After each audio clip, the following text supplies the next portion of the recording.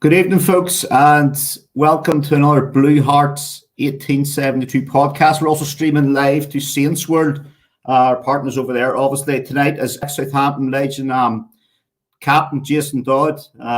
Everybody loves a bit of Dodd. He's been on before, so we've got him back on. So, folks, before we go any further, if everybody on the Facebook page could like and share the page, and also if you're on the Twitter account, hit the retweet. Now, this Friday coming, folks, it's ex-Leeds United, Sheffield United, Brian Dean. So we've got Brian Dean on. Next Sunday, for the Linfield fans, obviously, it will be Andy Waterworth. I know yesterday, Linfield were 0-0 half-time. They came out and scored 6 in the second half, and Andy banged 4 of them in. So he'll be on next Sunday. Sunday, the 7th of February, folks, all the way from Chile, Sebastian Rosenthal, ex-Ranger. And on Sunday, the 14th, on Valentine's Day, he must not be a romantic, and that's Matt Letitia. He'll be on the 14th. So we've got all these players coming on, and there'll be more and more players coming all the time. So if you just all like and share, keep the questions are coming in already. Just keep putting the questions in, and we'll get as many questions as we can. So I'm hopefully going to hit my button, and Dodsey should appear. Hi, Jason. Hello, mate. You all right? Can you hear me? All right, Dodsey. Thanks for coming on, mate. Yeah. I'm gutted about all the people coming on. I'm sitting here thinking, oh my God.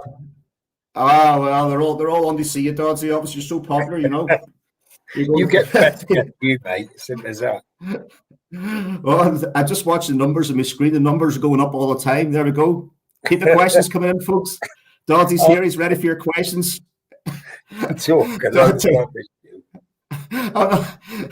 Dodsey, obviously, big game for Southampton yesterday.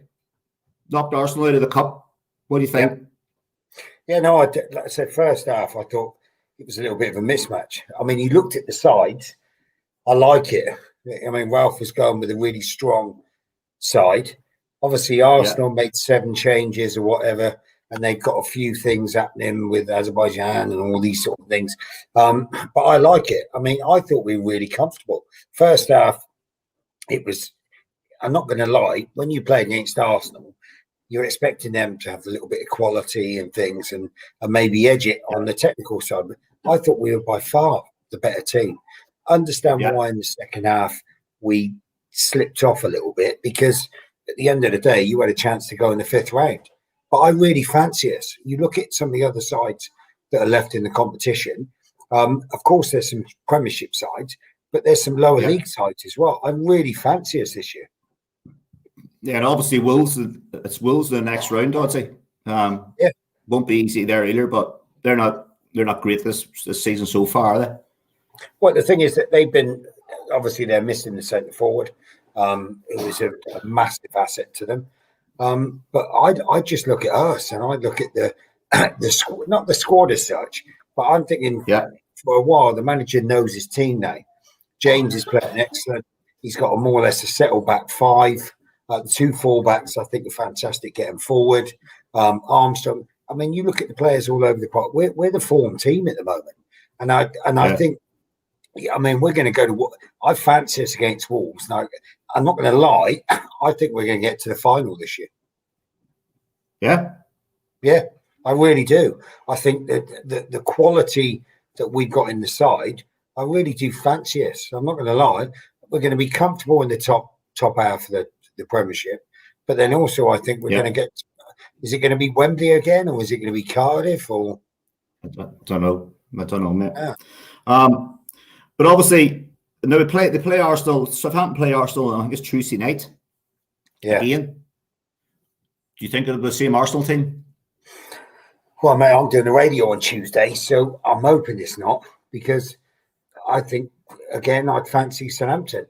I mean, some of the players, the so-called special players, were missing. Now I'm assuming then that he's resting them on Saturday and he's going to get them back for this game. But the problem is Arsenal, I mean, they're below us in the league anyway. They're not having, what do you mean rest players? I don't understand this resting thing. Okay, they might be playing 2 games a week. I mean, 3 games over a couple of weeks.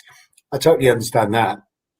But so, I mean, the best teams, I was watching the game earlier, Man United against Liverpool. The vast majority of the so-called superstars, they were playing. So they were respected. Not respecting the FA Cup. Both of them wanted to go through. I mean, the pleasing thing for me is Man United went through, so I'm quite happy. But they actually put really strong sides out to go on and win the game. And the thing is now, I still fancy Southampton beating Arsenal on Tuesday. Yeah. But obviously, I mean, it's changed times. So we go back to the night Southampton got drummed absolutely by Leicester, and it's just swung right round now. You know, obviously Ralph's done a fantastic job. Now the thing about it is, we all know that. I mean, teams will start sniffing around Ralph. Now, can Southampton keep him? Well, there was a thing a couple of months ago, weren't they, when Ollie at Man United was struggling a little bit. He was meant to be the favourite to be taken over, obviously, at Old Trafford. But then again, that, of course, that's a worry for Southampton supporters. But then again, we've had that worry with players as well. Players that are performing really well. In theory, the bigger fishes, the top six clubs, can come and take them. And it has happened. So that is the reality of it. So who's to say that obviously the manager isn't one of those that is going to go as well? What was nice after you mentioned the defeat against the 9-0 defeat, a month or two later, the club came out and gave him a 4-year contract. So in theory, you'd think and you'd hope the club backed him and were loyal with him.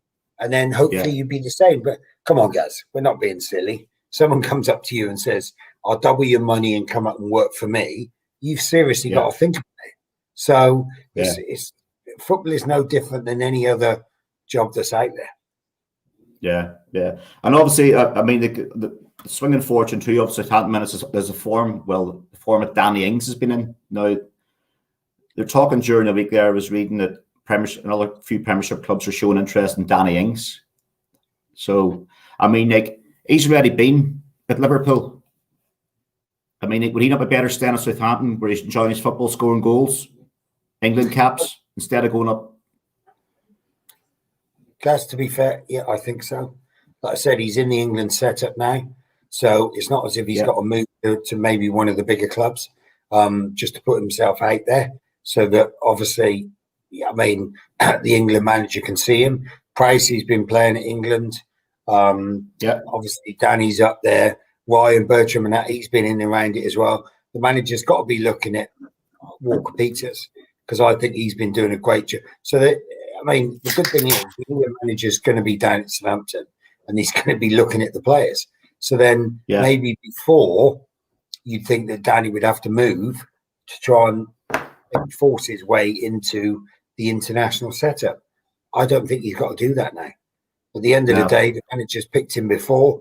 If Danny keeps scoring the goals that he's scoring, and I know that he enjoys it down in Southampton, in Hampshire, and he loves it.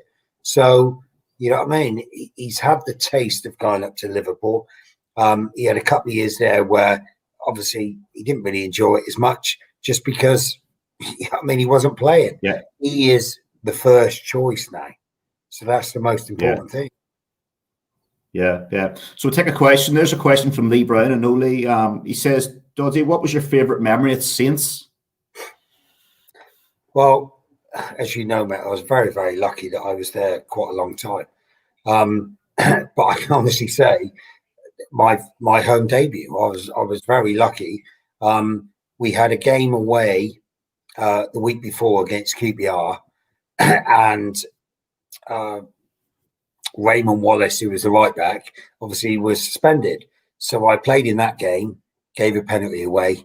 Timmy Flowers saved it. And we won 4-1. So you can't ask for a better start. But obviously we came back and we were playing against Liverpool. So I was assuming that Raymond was going to be coming back. So 1:30, you're getting in around the dressing room and Chris Nichol comes in and names the team and I'm in the team. Well, you can imagine my hands are like this. John Barnes, lovely fella, playing against him. Went out there. They were European champions, top of the league, blah, blah, blah. We only turned them over 4-1. I whipped the ball in for Paul Rideout to score the first goal. Well, you can't ask for a better start to a career. Yeah, I didn't yeah. know how long it was going to last. It could have lasted that season. But for me, that was just gold. I mean, I was, as Chris Nichol used to call me, I was a fat boy from Bath that came in. And then mate, we used to get a coach from Bath. Our football team, the 12s and 13s, we used to come down the Dell once a season to watch a game. And then there I was. I mean, this lad from Bath City playing in the top division. It was just amazing. Yeah. Brilliant, Dorsey. I knew this question's coming on my screen all the time. Don't be great. So, how did it feel to score against that lot down the road? I think I've got about 100 questions saying the same thing. Is that against Bournemouth? Is that what you're talking about? No, I'm only joking. You know what the goal. Tell me. No, it's spooky because a couple of these things have been coming up. I'm not Facebook and all that sort of thing, but some of my friends are, and they're sending us some bits down. Oh my God! I mean, that for all Southampton fans and players, when we knew we were playing that game, this was the most important game for years. They were coming to our place as well, which was even better. And I'm not going to lie, you see my reaction after the goal went in. I can't lay claim that I actually meant it. But I mean, the only pleasing thing is about 10 days later, obviously the goal was taken off of me. But my little brother works down in Bournemouth. He'd gone in, he knew I was on penalties. So he went in and he put 20 quid on me to score the first goal at 50-1. And obviously it went in. So we went in the bookies and the bookie was like, no, not paying that. Tiz came on the Sky Sports or whatever and said, it's definitely Dodsey's goal. So the fella shelled out the money. And then 10 days later, the goal was taken away from me. Mind you, I've never seen any of that money, just so you know. That's all I'm saying. They didn't stick you on a few quid, no? Didn't give you no money? No, I didn't get nothing back. As simple as that. He £1,000 he won, mate. Yeah. Well, I mean, this question's obviously, there's loads of people. So Mick Cornish has asked, Dodsey, get the same goal. What went through your head when you scored against them? Well, I think I was lucky. I scored before against Pompey. We played at the Dell, and we beat them 3-0. And I think that was a cup game as well. And I scored a penalty. Obviously, Tiz couldn't have been on the pitch. So I scored against Pompey at the Dell. But I mean, I think I've watched it a few times. And you just see by my reaction, Gaz, it's like flipping out. I can't go running down the line going, oh my God, that's a wonder goal. I mean, I have an area to it. It was a little bit of luck. The wind came into play. I mean, the bottom line was I was more interested that we were winning 1-0. And it was a case of obviously, come on, let's focus. This would have been the biggest game for years. So the most important thing was to make sure that we won the game. So really for me, I had no feelings about, oh my God, I've just scored against Portsmouth. I can honestly say my focus was like, shit, come on, we got to win this game. Because we know, especially supporters, like I said, Michael was just saying there, how much it meant to everyone. Yeah. So we have a question there from Mary Lucas, Dodsey. Would you just never consider coming back to train our lads? Hey, you never say never. At the end of the day, that said, I was very lucky. I've obviously played at the club for a while. I've been caretaker manager with John Gorman when we got beat at Bristol Rovers. I've been a first team coach. I've been an 18s coach. I've loved it all. It's been fantastic. You never say no. I work at a school just up the road now. I love it, but I'm not. You could never say never, because, like I said, the first result I look for is Southampton. Simple as that. And you look, and then Bath City. So you look for these results, and of course, you never. I've got some great lads that I was lucky enough to work with that have got careers, not just the best players that are playing in the Premier League, but there's other players that are playing.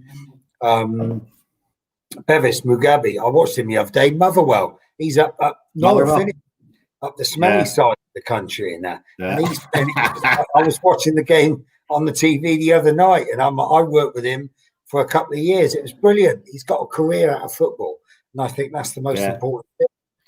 Yeah, because I always make it must make you feel proud, does it, when you see the amount of kids that has come through under you and went on to make a living out of football.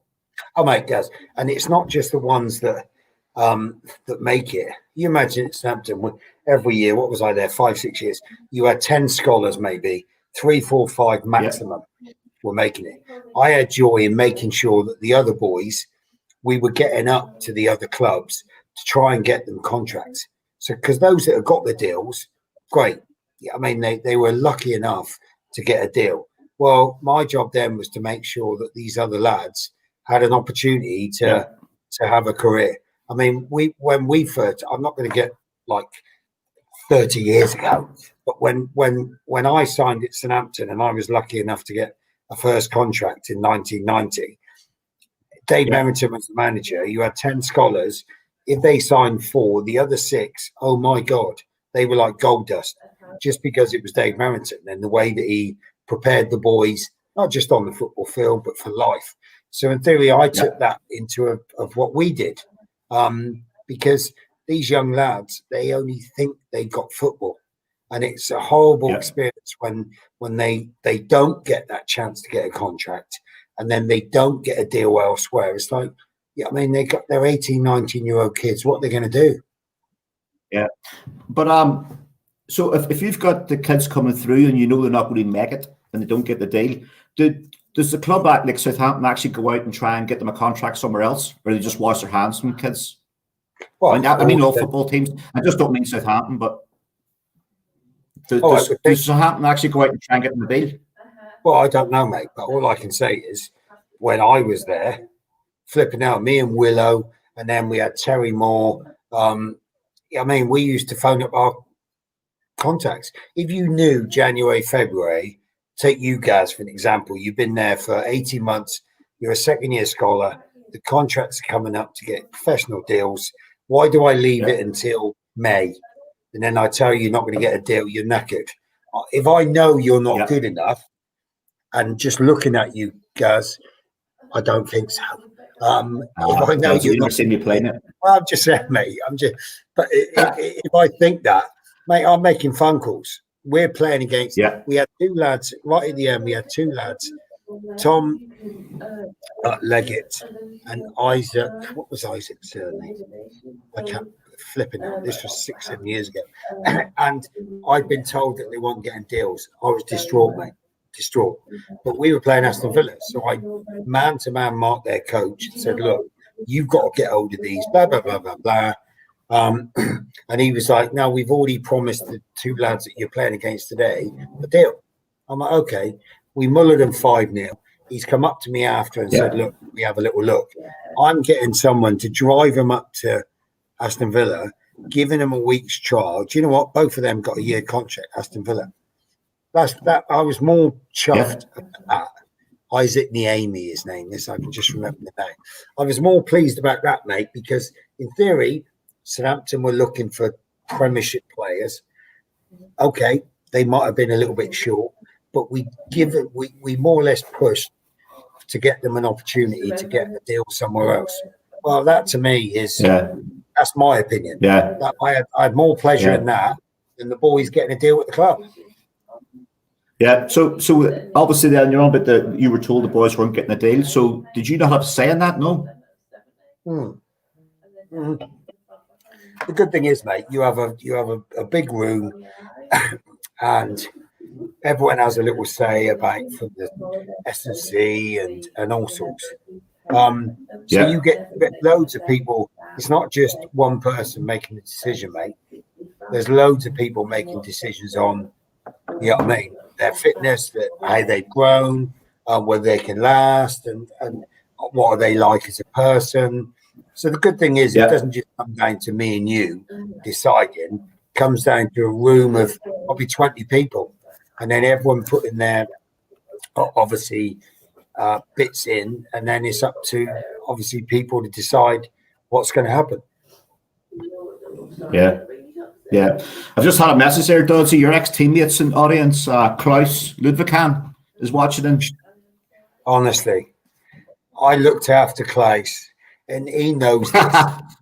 me still give my mate Strangey obviously we got a building firm. We used to go at the end of the season. We used to go to Benoose, and that was back in the day when it was decent. And we would go there 3 or 4 days at the end of every season. Do you know what? It was great. Like Claes had his little snush up there, so he's like this. He don't say too much. Silky. He doesn't tan very well. He goes red, and after 3 or 4 days, he goes brown. But mate, I was lucky enough to be involved in his testimonial, and was lucky enough to go back to Bergen when we arranged like a golf day and a dinner. Klaus loves his boats. Yeah. We got the I think it was the largest sailing boat in the world, and we took 400 people out for some dinner and came back again. So I'm hoping as well. Obviously, he will be upset because he's played two touch all the time, and obviously I was the king of two touch. Klaus was poor. Well, we're hoping to get him on here for a podcast, so we'll be in touch with Klaus anyway. So a question there for you, Dodsey. Who trained the hardest during your time at Saints? Who's the hardest training player? Do you know what? That is a tough one. To be fair, most. You probably remember the ones that didn't train as well, to those that obviously trained the hardest. I think I trained the hardest just because I didn't. No, I'm being honest. Just because I didn't have like Klaus Silky. Silky was a player, and he was. I mean, there was things about him. I had to work probably twice as hard as everyone else because I didn't have a lot of qualities that a lot of other people had. So I'm thinking, well, if that's the case, I'm gonna work hard, because I saw a great quote in an article in the week. Poyet at Barcelona, when he went in for a trial when he was like 15, his dad said to him, if there's 20 more players that get accepted and they're better than you, then you can come home. But if there's 20 more players that work harder than you, don't come back. And do you know what? I relate to that massively because I wanted to be a professional footballer, and I was lucky. I came in the game late, so I'm like, I'm going to give this everything. I mean, don't get me wrong. I was lucky enough. You'd have the odd beer or whatever. Back then, it was a little bit normal. But flipping hell, mate, I'm telling you now, I worked hard because I'm thinking, look, if I don't carry on getting contracts, what the hell am I going to do? I'm going to be on a podcast with some dodgy headphones talking to That's what I'm saying. That's what I'm saying. Oh, cheers, right. Move on. Right. Who was the best manager you played under for at Saints and why? That's from John Crouch. Do you know what, John? I must say, I mean, Chris Nichol, I'm really like Chris has just had to go into a home. He's got a bit of Alzheimer's. So obviously his daughter Kathy and the family have taken that decision to obviously to get him into a home. But he was my first manager, and he was a centre half. I was as he called me, a fat boy from Bath. I mean, I've never been scared for 2 or 3 years in my life with him being the manager. But he was a centre half, so you'd think he would focus on defending, but we'd win 5-4 and 4-3. But just early part of my career, he was just fantastic. But mate, I've been lucky. Glenn Hoddle, my opinion, Gordon Strachan was amazing. I was getting to obviously 30, 31. I mean, Strax used to abuse us, like training-wise, like you wouldn't believe. And back when I was 18, 19, when we used to do running, the senior players, the Glenn Cockrells, the Jimmy Cases, the Mickey Adams, oh, you can go in, boys. It's okay. So then when I was getting to their age, I was hoping that the manager's going to go, Dudley, you worked hard today, go in. Well, Strachan was the complete opposite. He was like, I want the boys have to see you grafting. So we were very lucky. You had like me, Claes, Michael Spence, and Bridgie. Over the course of a couple of seasons, we probably only missed 10 games between us over 2 seasons. But we had to graft. He ran us on a Monday, ran us on a Tuesday, ran us on a Thursday. Mate, the work that he put in. But do you know what? Come game day, you felt amazing. So when it was coming to 70 minutes, 80 minutes into games, you just felt fantastic. And technically, he was really good. And do you know what? Most of the boys, he was clever. He had senior me, Chris Marsden. He had senior boys that were running the dressing room, not running it, but controlling it. So in theory, if he needed to have a go at you guys, he wouldn't come and do it. We'd be doing it for him. So if we're doing a running session and you're not putting it in, we're coming for you. So it didn't have to come from him. So I'm a coach now and a manager, whatever. A lot of the stuff that Gordon Strachan did was just immense. And I just brought so much onto what I do. And we would have done anything for it.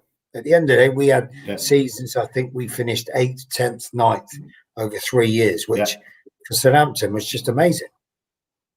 Yeah. Brilliant. Another question from Scott Campbell. Dodsey, best defensive group you've played with? Oh my God, I just said that then. Scotty, are you bloody listening or what? No, it was great. We had Anthony Naomi in goal. We had Bridget left back. We had Michael Svensson and Claes Lundgren and me. I mean, Michael and Claes, like Mikey, every day he'd hurt you.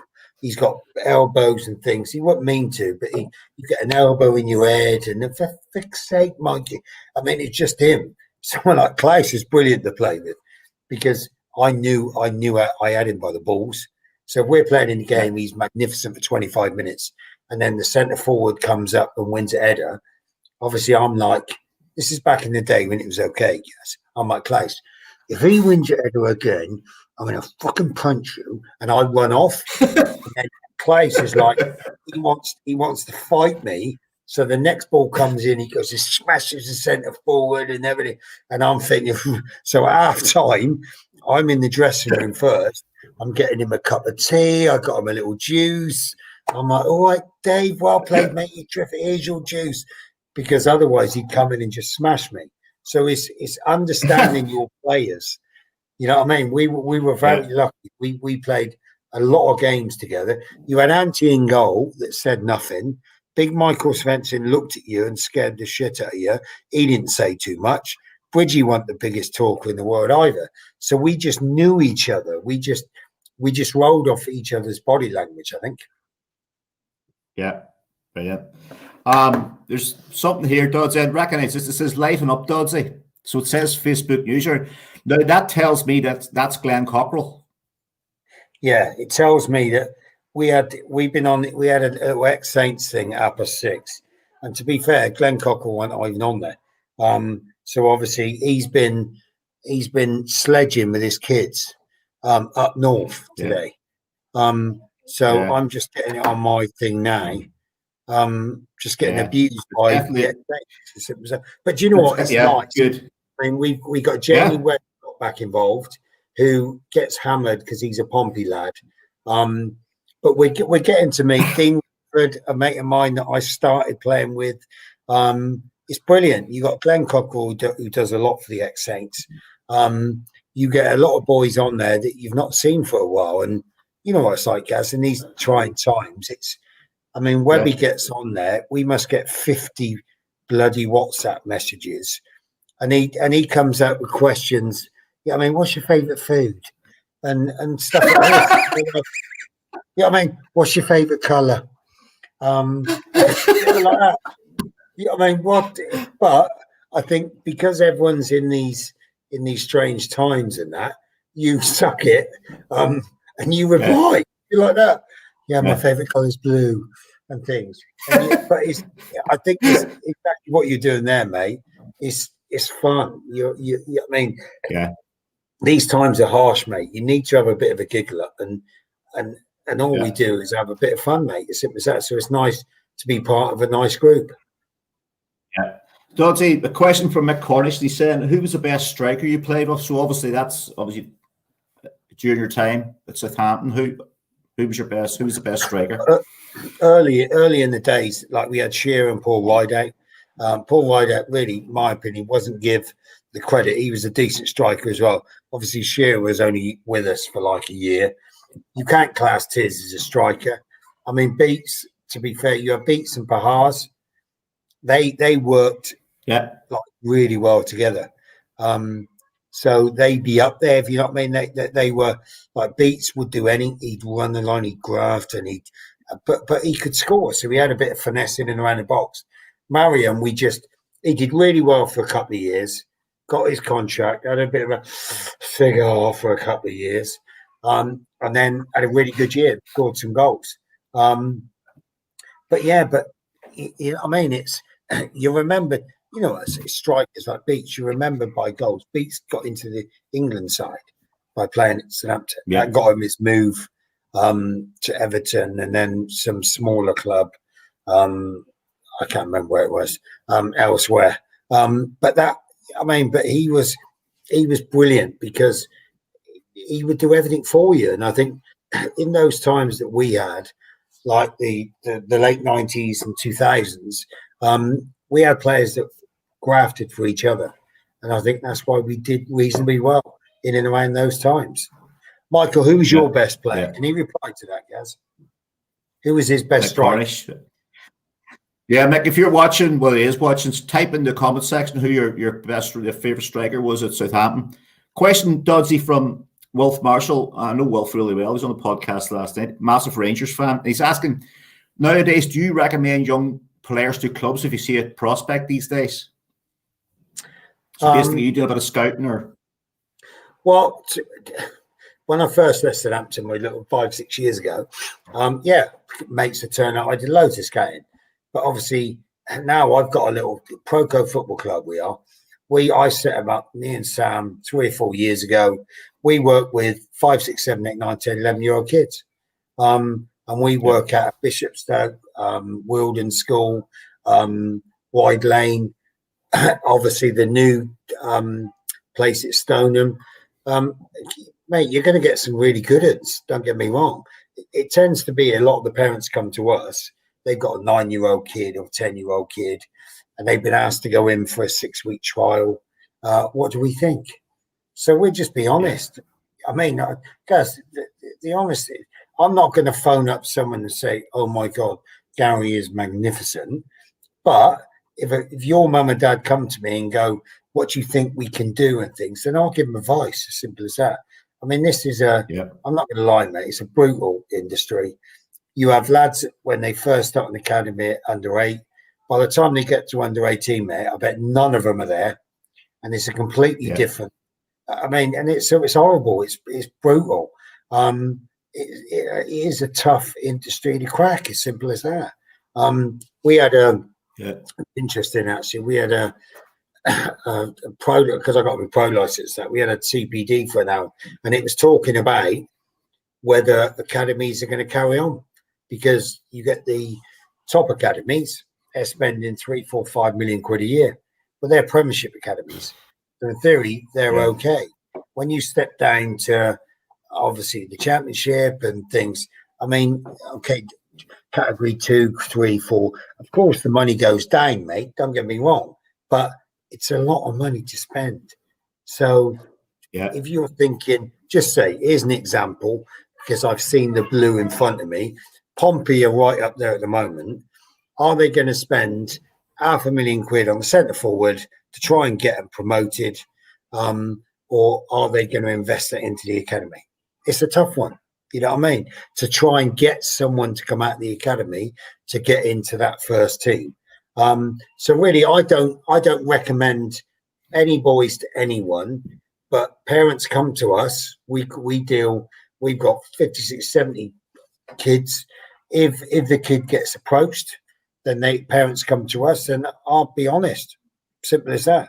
I'll say it'd be a good idea. I'm not going to tell them not to do it, but the vast majority of the time, I say to them, X, Y, and Z is what they're going to say. I don't think he's good enough because he's not the biggest or whatever it is going to be.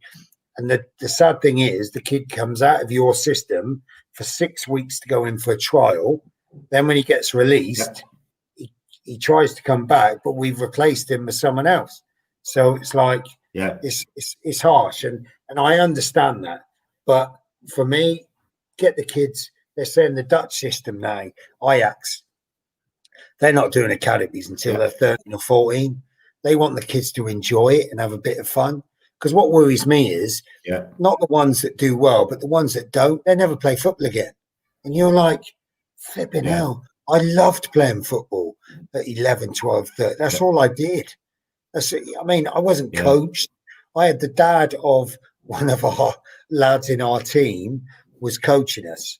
And you know what I mean? It was, the training was non-existent. We just booted shit out of each other and played and had a laugh. Well, what's wrong with that? It's lovely. Yeah.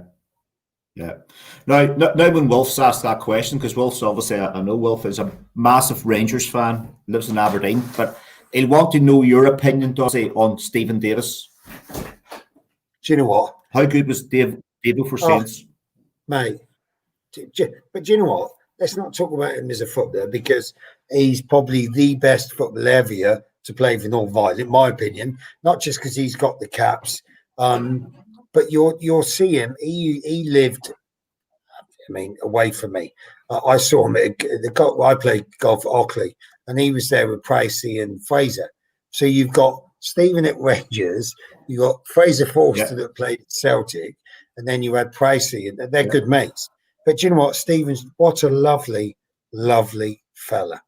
And everyone you speak to, nobody has a bad word to say about him.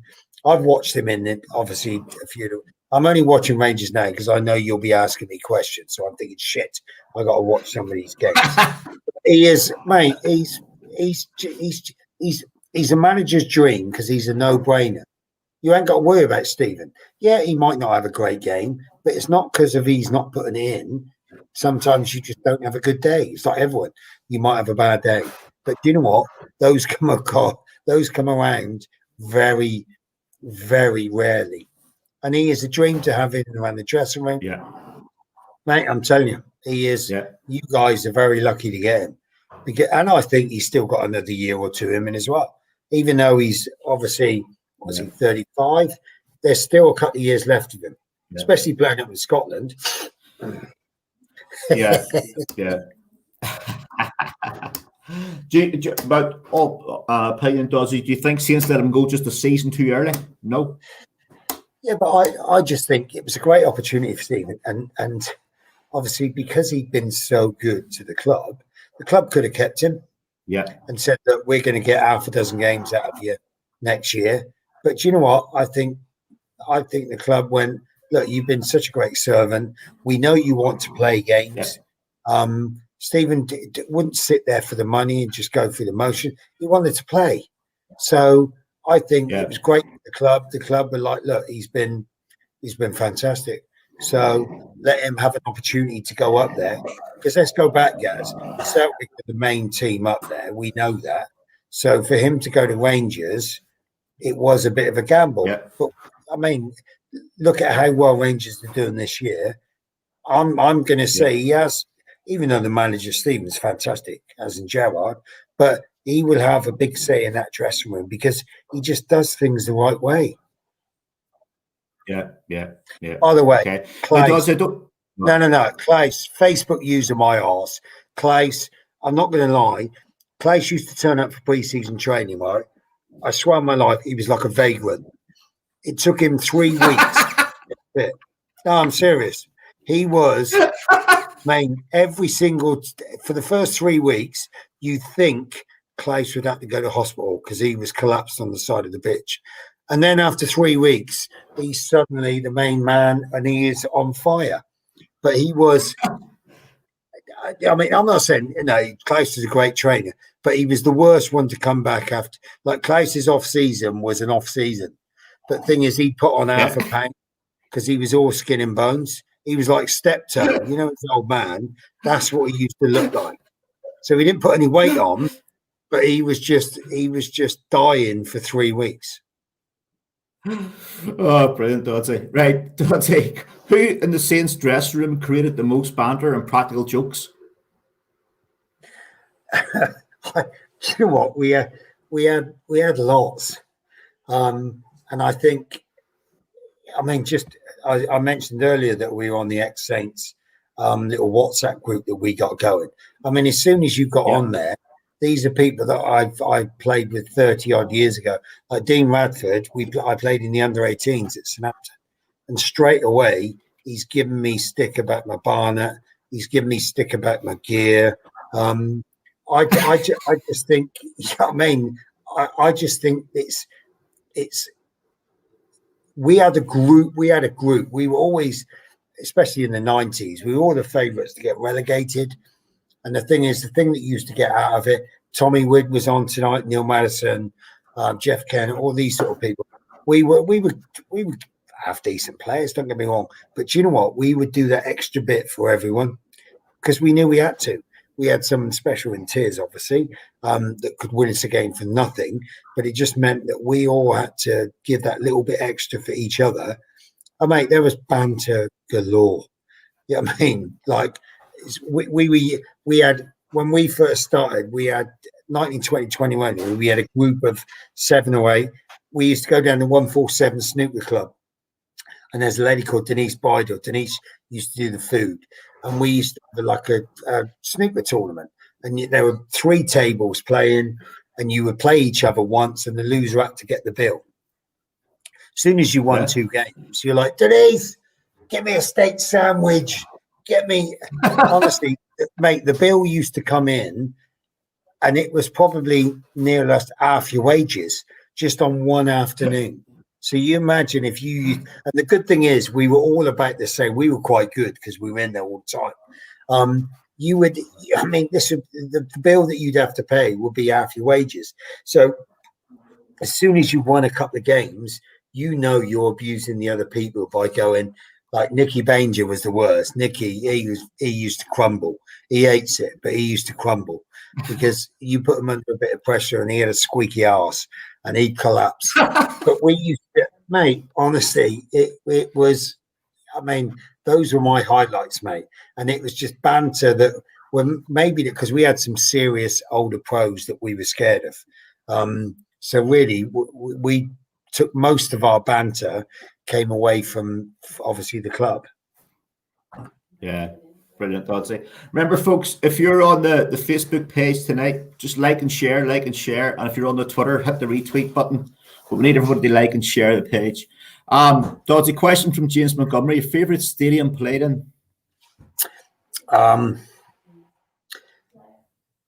Obviously, I'm a Bath boy. But obviously the dad, when we were 8 or 9, bought us a Man United bag. Because back then, Man United were in the 2nd division. Everyone used to support Liverpool because they were winning everything.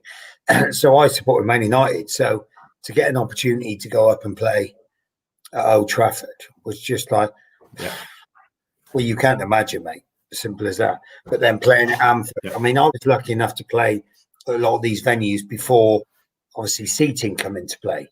So you had people standing. I remember we were playing at Anfield, and Kevin Moore, centre half, Moore was there, like 3 yards away, and I am as a corner against. So I'm shouting at her. I'm on the post, and as you know, Gaz, I'm not a flower. I can speak and I can shout a little bit.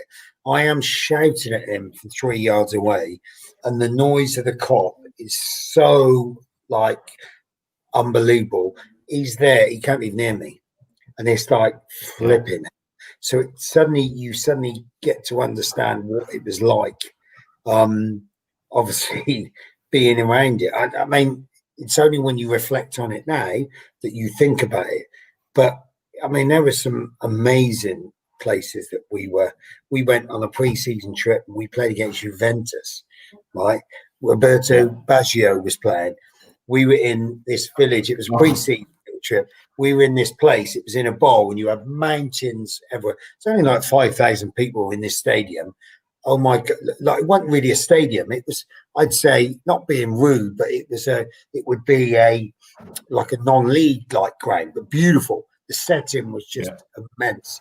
and we played against Juventus. Absolutely got trounced. Baggio was playing. We got beaten 5-0. Could have been 15, and it was our pre-season game. But just the setting was just. It didn't have to be about 70,000 fans that were watching. It was just about the setting and being in a place watching Roberto Baggio. I'm thinking, I'm going to fucking put him up in the air. Mate, I couldn't get near him. Mate, I couldn't get near him. It was a mismatch. I'm going to put him up. It was scary. But mate, you're very lucky. Like I said, I'm a Bath City boy. I played at Twerton Park. Do you know what? I played there in an under-13 final. Loved it. You know what I mean? It was the highlight of the Percy Boys League in Bath. You got to the final of the cup competition. You played at Twerton Park. You imagine we were little lads on this huge pitch.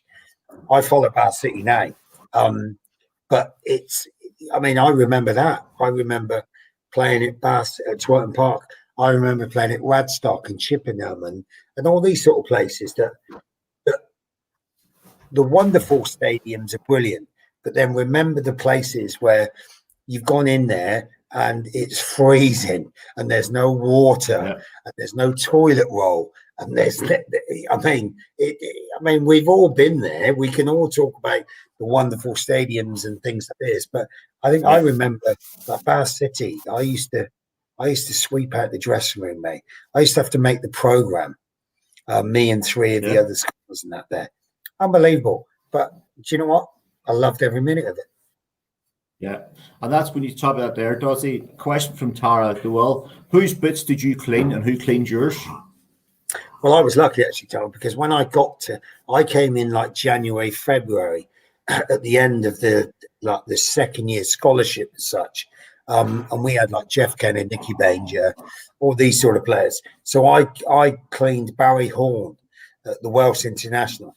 So he was quite a hard man, Barry, as well. So I was scared every day that he was going to throw the boots at me and tell me that they weren't cleaned properly. So I was proper scared. And then when I become do you know what? I clean my boots. Yeah, I know. Nobody cleans your boots for you.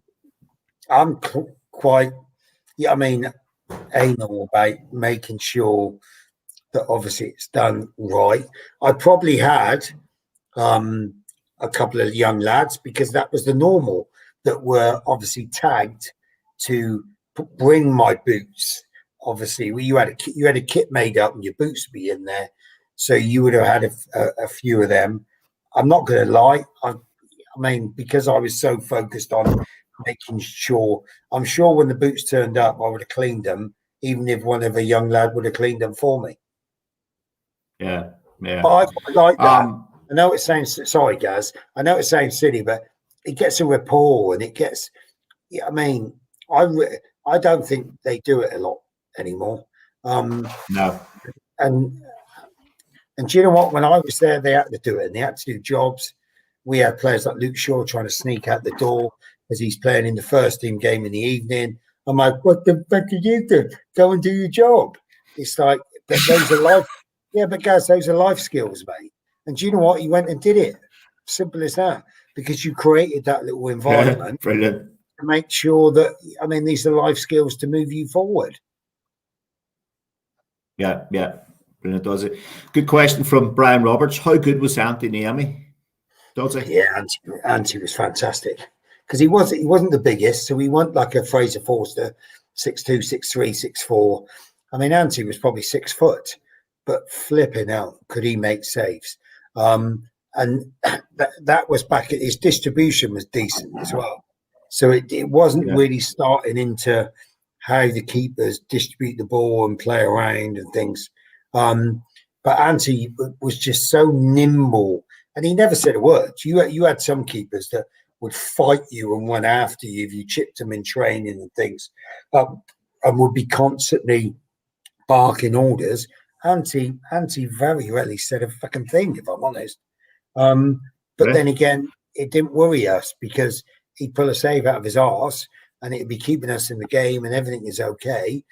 But yeah, he was just a very quiet, lovely fella, to be fair, and a very good goalkeeper. Yeah. And you'll know this guy here, Dave Waterman. Dodsey says, great to see Dodsey's colour is blue and not red. Honestly, he's horrible. He's horrible. There's nothing wrong with wearing a bit of blue. It just helps with my eyes. That's why I wear blue. As simple as that. Simple as that. I have no problem. So go on, mate. See, Mick Cornish is back. Yes. Mick Cornish says Beats all day long was his favourite striker. Yeah, and I understand why, because Michael will probably, hopefully, say the same. He would give absolutely everything. And if he's having a hard day and things like that, but he would run the channels, he'd come and get it short, he'd go and put a challenge in. And to be fair, it wasn't all about that. He was a goal scorer. He could find the net as well. He had some seasons at Southampton where he scored lots of goals. And he was a little bit mental as well. So I think you need that to be a bit of a centre forward. Yeah. You're going to love this one, Dodsey. Wayne Shaw, who was the best non-league goalkeeper? So think of anybody but Wayne Shaw, mate. Honestly. Dave, when I first started at Bath City in 88, 87, 88, Dave Mogg, he was the best non-league goalkeeper ever. He was, I think he came from Bristol Rovers. He was semi-pro. He was just immense. And I must say, I'm surprised that Shaw can class himself as a goalkeeper. Because, I mean, of late, I'm only going on the last few appearances that he's played. So I'm not talking about his early career. I'm talking about the last couple of games that he's played. He has been a little bit disappointing. In fact, the last one, I had to go in goal at half time because he was that bad. I rest my case. There you are, Wayne. Yeah, there you are.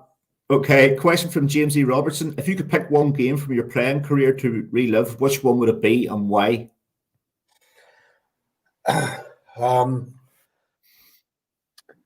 Flipping out, that's a tough question, isn't it? Thing is, I was quite lucky, James, because lucky enough managed to play a good few games. People come up to me now and say, "Do you remember that game that you played?" And I ain't got a clue. I'm not going to lie, I haven't got a clue. It's only lately when you're looking at some games that someone's recommended or someone said, "Look at this." You've had a lot of stuff at the moment. Obviously, Man U, the 6-3, and there's the 3-1 game. But then, like the 3-1 game, I like just because I played in the middle of the park. In that, I think it was in that same season. It might have been when Arsenal won the league. We won 1-0 against Arsenal. I played in the middle of the park against Patrick Vieira. So, and we won the game 1-0. And we had a real, well, I'm playing in the middle of the park, so it tells you that we were struggling with players. But I don't tend to remember. Like I said, my wife probably has a go at me all the time about trying to tell my boy about the games and about this game and about that game. But I can honestly say, unless I look online and I look at it, like the big games tend to come up. But like I remember my first away game and my first home game. Obviously, we won 4-1 at QPR and 4-1 at home against Liverpool. But I mean, to me, every game was a bonus. I remember like talking about Man United, and my mum and my nan and my auntie Jen used to come to every game. They used to come to some of the away ones. But I'd have my cousin Darren. He's a proper pest, and he's like, he only wants the best games, the Man United tickets. But you always knew the section at Old Trafford where they would be, and he had this dodgy brown leather jacket that was like a proper rascal jacket. And I'm looking up there and I can see you got, what is it, 60,000 people at Old Trafford, and I can see my cousin Darren in this dodgy, rank brown leather jacket. So these are the things that I remember. Obviously, luckily enough, a lot of my family coming to watch the game with friends. One of the games I was obviously the cup final, 2003 at Cardiff. I got injured and I was having an operation, and I couldn't get involved in obviously a cup final for Southampton. But luckily enough, Gordon Strachan involved. It was me and Rory Delap that were both injured, but he involved us all the way. So you got the experience, if you know what I mean. But I was unlucky enough not to play in the game. Yeah. Good. A question from Ed McCann, probably a question a lot comes up all the time, Dodsey. Messi or Ronaldo? Do you know what? I'd go Ronaldo just because he's gone into different countries and performed. Messi's, well, both of these players, probably the two best players, my opinion, especially in the modern time, to play the game. The difference is Ronaldo's gone elsewhere and performed. So obviously he was in Manchester, then he went to Madrid, and then he's obviously gone to Juve. So he's sampled it in 3 different countries and still carried on with different styles and how different countries play, and he's performed in each. So even though there's nothing between them, I'd have to say Ronaldo because he is able to do it in 3 different countries. Yeah. A question, don't know who Facebook user is. Was Lettice as lazy as everyone said? No. The thing is, he wasn't lazy. That's the thing. I mean, it wasn't his.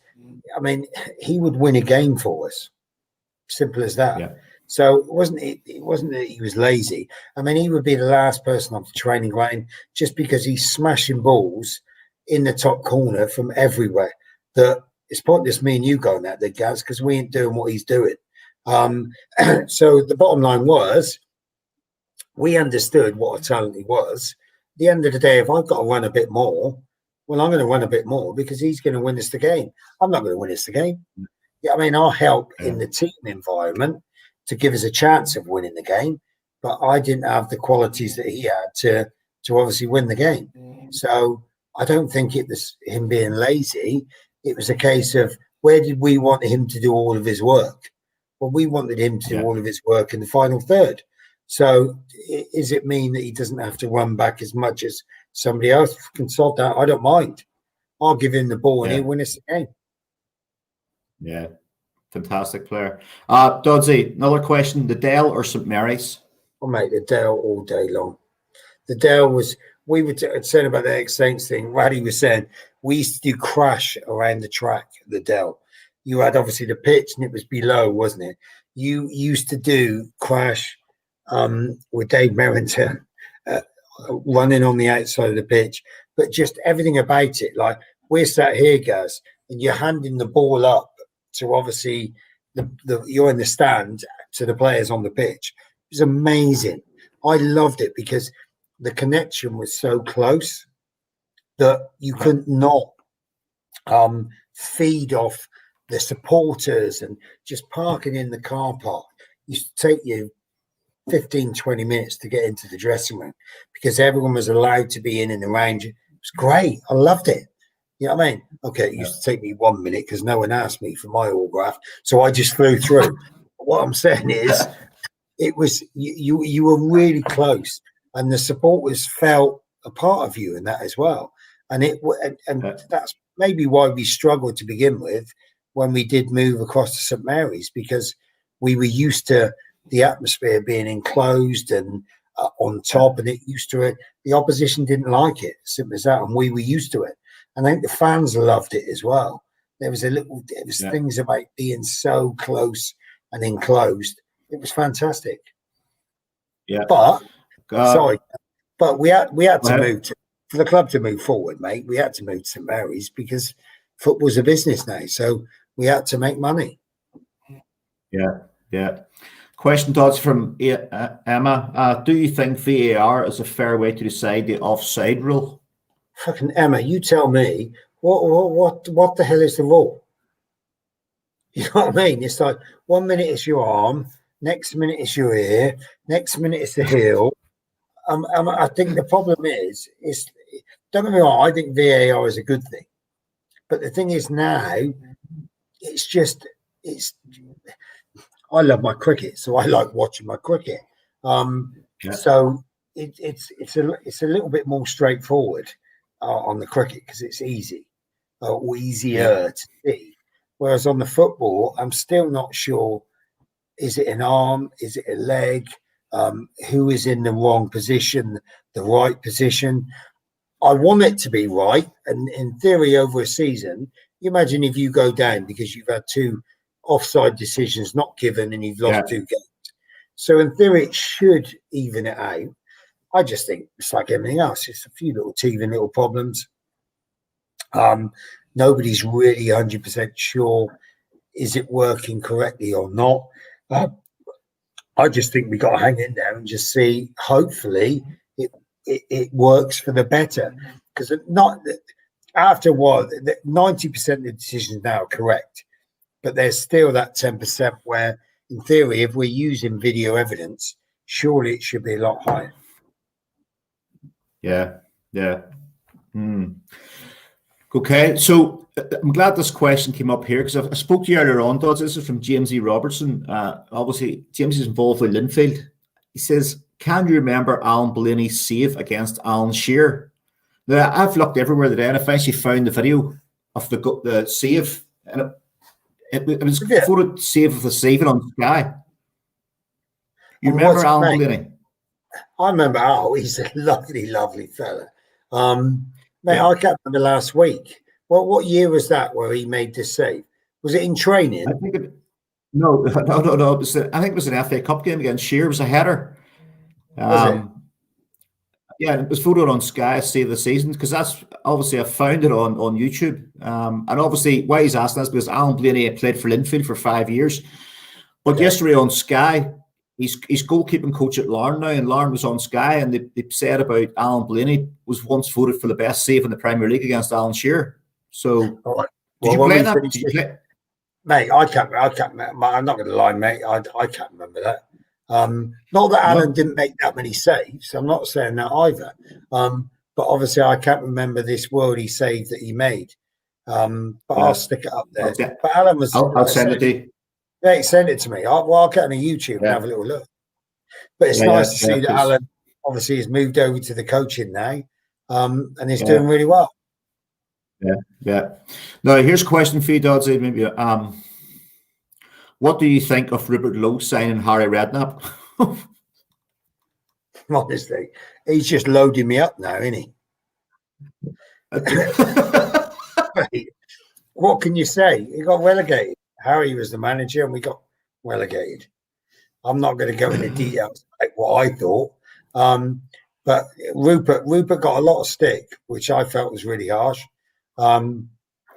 Rupert obviously got us the new stadium. This is a thing that we didn't think was going to happen because he was maybe a little bit different. I thought the chairman was magnificent for me.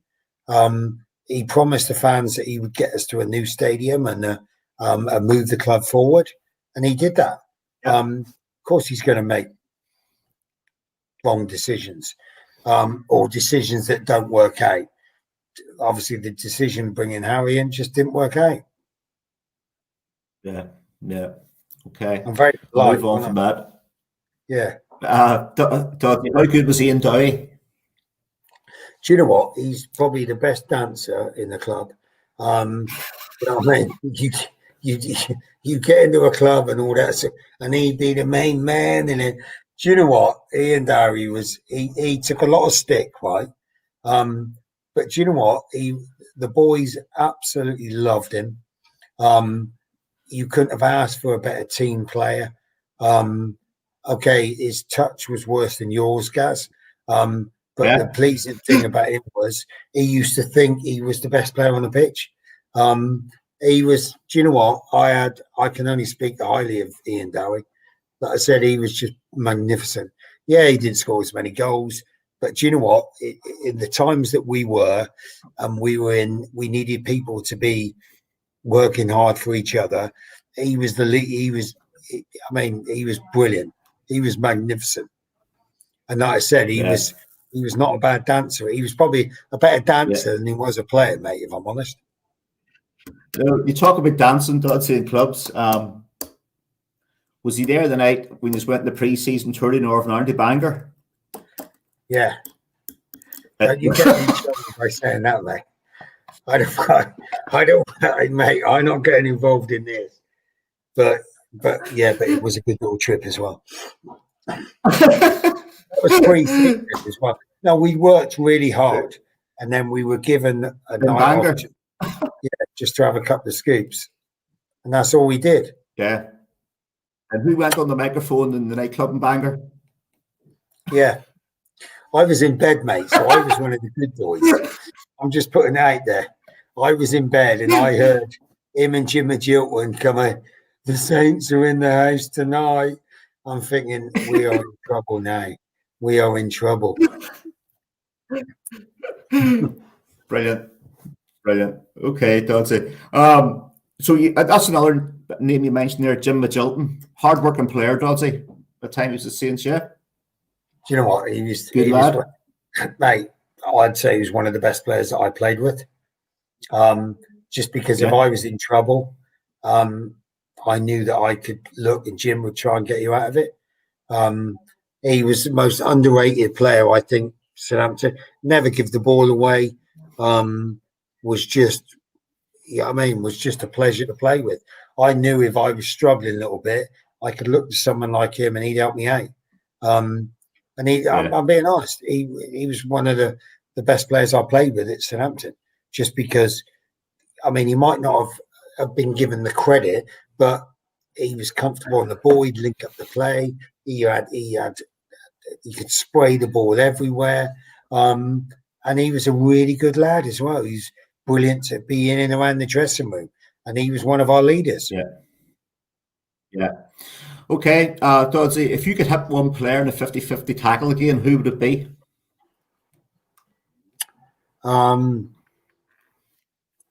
Bloody hell, I could be here a while, couldn't I?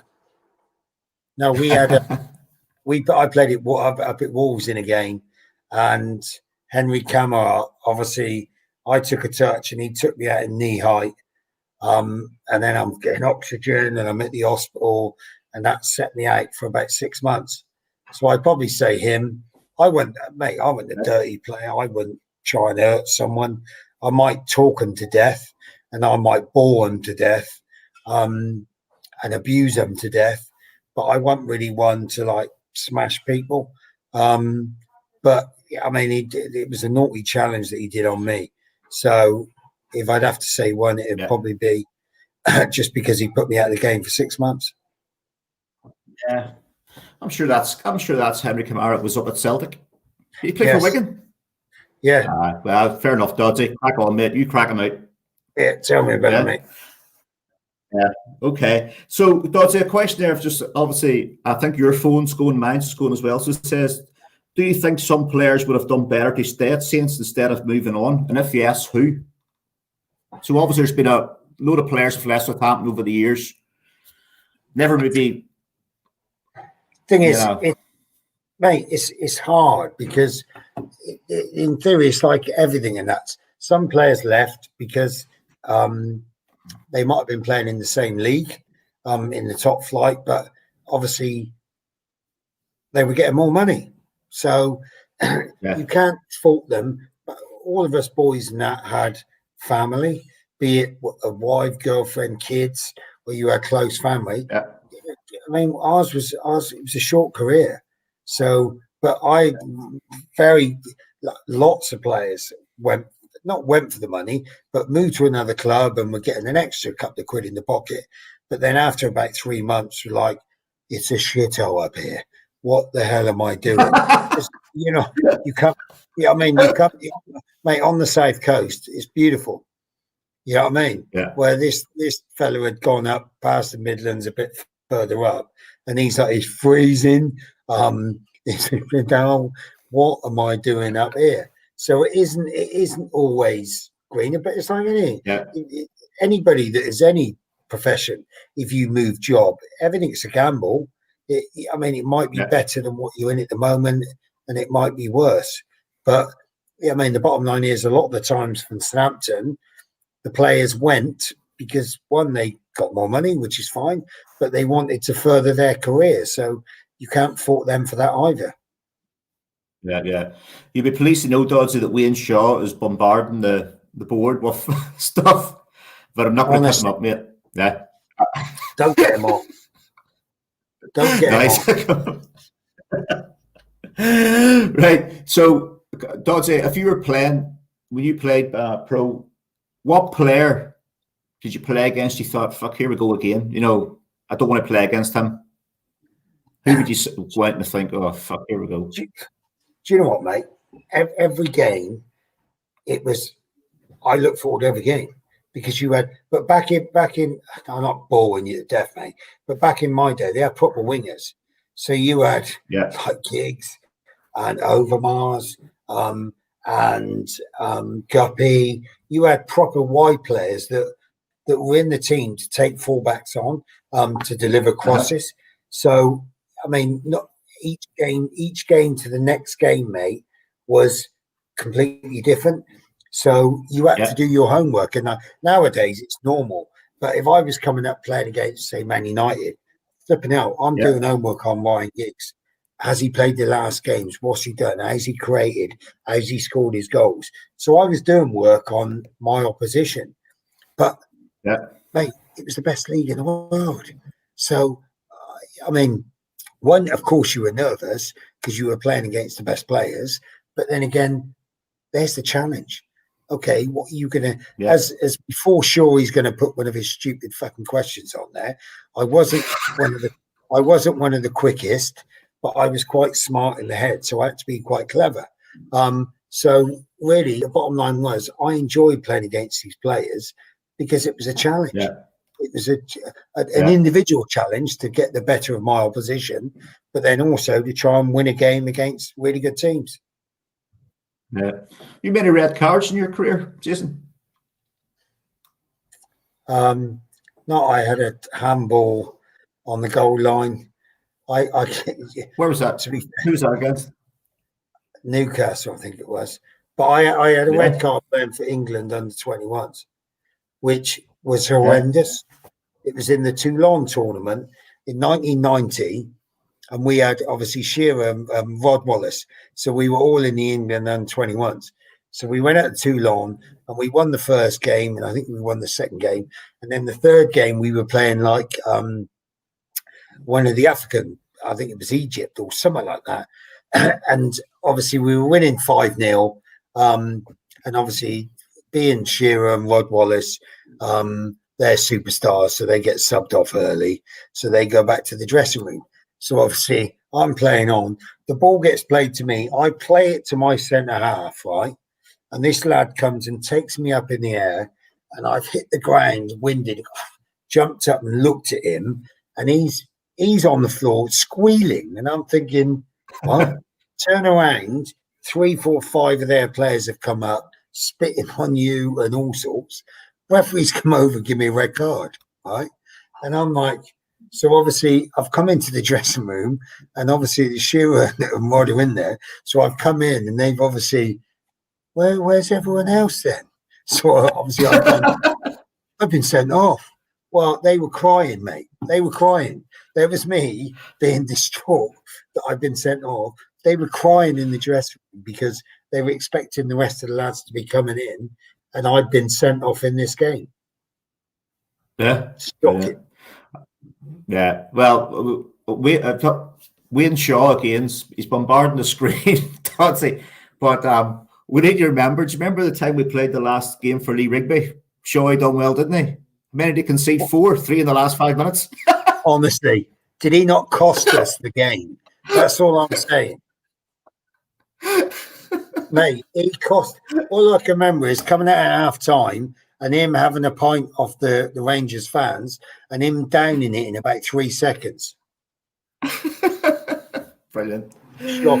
Brilliant. Okay. So we'll probably bring it to a close soon, Jason. So, Dodsey, where do you see Southampton at the end of the season, mate? No, like I said earlier, mate, I really fancy them to go far. Wolves, don't get me wrong, it's going to be a test in that, but I think we're going to get to the final of the FA Cup. So who knows? I mean, I think we can beat anyone at the moment. I'll be doing the radio on Tuesday against Arsenal. In my opinion, I was really excited by Arsenal at the start of the season, but they've been poor, in my opinion. It's just my opinion. But I think, why can't we go for Europe? I mean, why can't we be challenging to see if we can get into this top 6?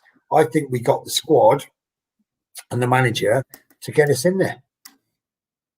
Yeah. Do you see Southampton bringing anybody in the window? The thing is, it for me, mate, it's like, why not? But the thing is, I think the manager, I got to wonder, mate. I think the manager he knows his best side at the moment. So he knows what his best side is. So in theory, it's going to be harsh for him how is he going to better these players by bringing them in?